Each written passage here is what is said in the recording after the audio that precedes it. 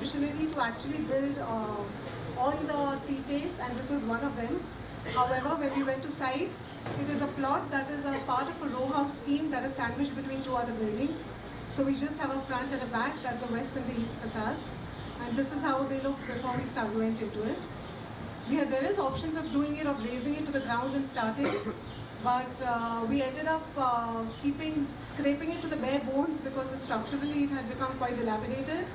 And then just kind of filling it, whatever, making extensions rather than, so it was the bare bones that we were basically working with and not completely redoing the house.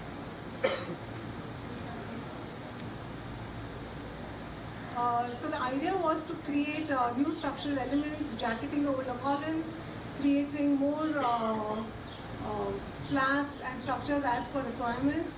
And then the biggest entry was to make a portal right in front so that we could let one column go off the bottom and suspend the upper room from the portal above, which is what is seen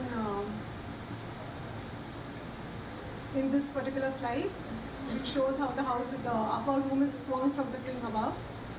So the idea was to how do you create volumes and spaces that are extrapolated from an existing structure and still make them meaningful with newer relationships or volumetrically with each other.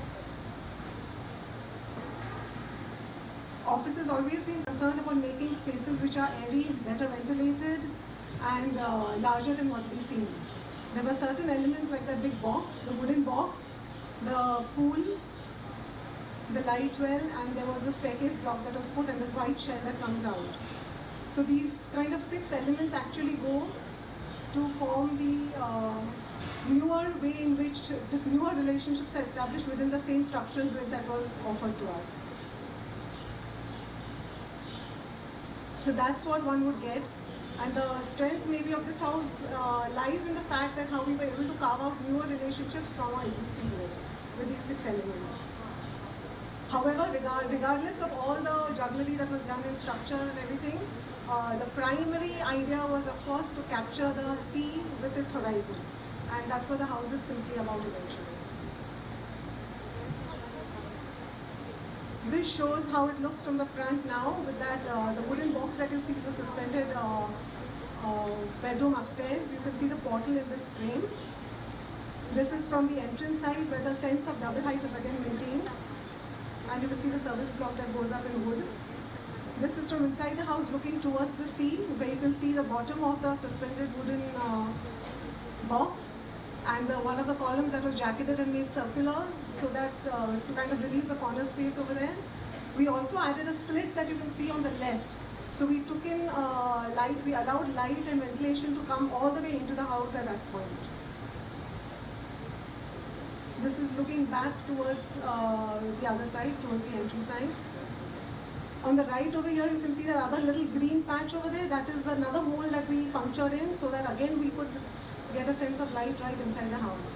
Light, aeration, ventilation, extremely important. And also a sense of making a space feel way larger. Being in Bombay, that's always on our demand and wish list, that the houses should feel way larger than the actually amount of area that they actually have.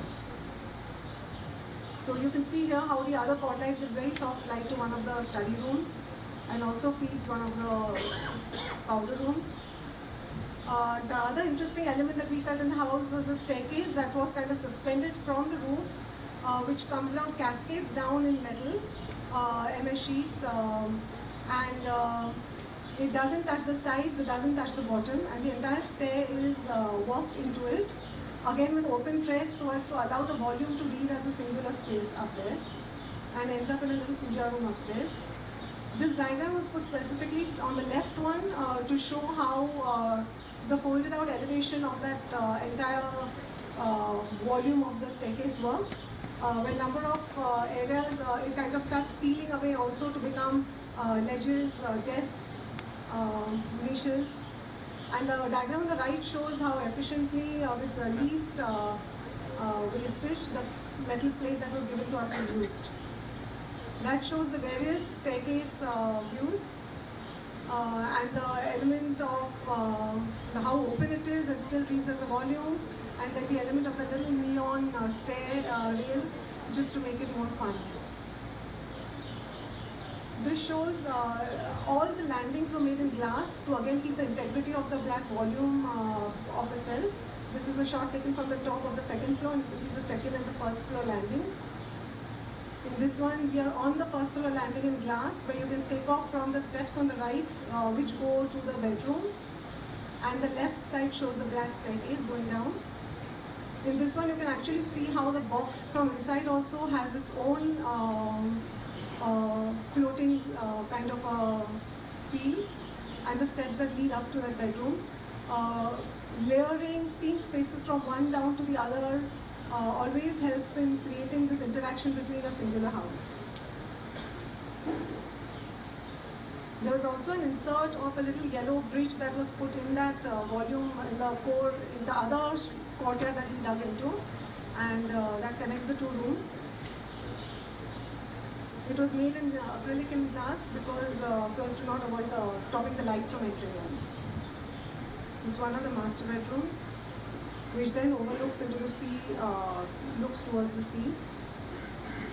And the same wooden box that comes from outside starts coming into all the other parts of the room, interacting with the rooms in various levels. Like in this room, it shows how it interacts to become the desk, and starts almost becoming the factor that binds the whole house together. And this shows the pool, which is one of the last elements that was added in that slot, and that slot was then dragged all the way inside so as to provide light and ventilation into the depths of the house, with being a row house. This was an interesting post which was discovered on 16th of September, where they're using the house exactly how expected. They are on the top of that wooden box which acts as a deck, and they are enjoying the sunset in the horizon. Thank you. Thank you. So there's a lot packed into this house. Yes. And its key idea seems to be this box sitting up high. The wooden box, yes. Yeah. So what came first, the box or the structure to hold it up? The level of the box, as given by the structure before also, was about 5 feet above, 4 feet, 4 feet above the rest of the slabs. So it was already separating and allowing the living room to become a little larger, taller in height, which was nice. And then so to play on that box and to give it a little more space, we kind of extruded it outwards. But then that box had to be supported from bottom. But that was the exact L view which you get across to the sea.